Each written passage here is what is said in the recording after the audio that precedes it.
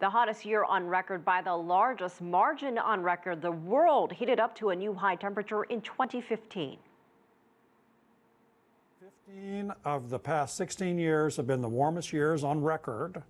And when you see a run like this is not something which people can easily dismiss and say it isn't true. 15 out of 16 is a pretty good batting average.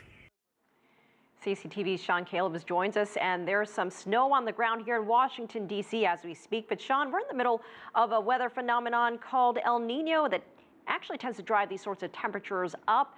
So how much is El Nino to blame? Yeah, Elaine, it is somewhat odd. We're talking about the hottest year on record in the middle of a snowstorm in Washington, D.C., but we are in winter in this part of the hemisphere. What scientists, researchers are telling us, without question, the fact that man is pumping so many greenhouse gases into the air, carbon dioxide and methane, that is really to blame for large part for the spike in warm weather. But you cannot dismiss weather patterns as well, especially El Nino. Very, very strong El Nino this year, blamed in part for causing drought in some areas of the world and horrific storms in others. From the air, it's difficult to see how brutal the weather has been on crops in many parts of Africa. But a closer look at the soil tells the real story. We're trying to produce the crop and make it so that there's enough food for the country. And in this case, we can't do it because it's a massive drought. A mess of a drought caused by El Nino, a weather system simply going haywire.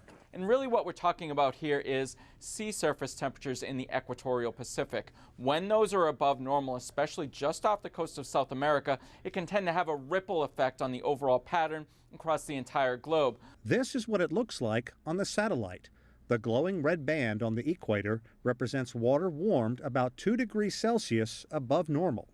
El Nino is causing both drought and downpours in different parts of the world. Warmer water means extra energy in the atmosphere in Asia and Central and South America. From powerful waves off the coast of Peru to devastating storms in Malaysia.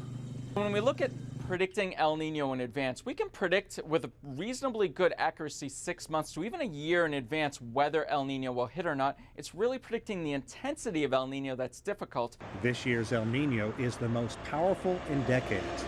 China suffered through its hottest year ever. Drought in Ethiopia is leading to the death of livestock while crops rot in the field. Bone-dry conditions in parts of Africa are expected to leave millions facing extreme hunger, forcing aid organizations into high gear. Out of 10 million people now requiring urgent humanitarian assistance, the World Food Program is expected to support the government in meeting the needs of 7.6 million people in 2016. But that is only part of the equation. Aiding more than 7.5 million is the goal right now, but there are only enough supplies to help out 5% of those in need.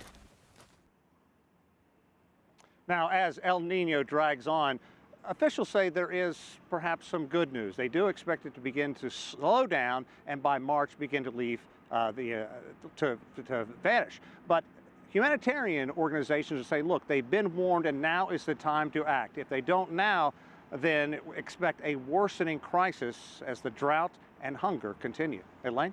Sean, you know, El Nino is supposed to become less severe this spring. That's just a few months away, but really, what's at stake here?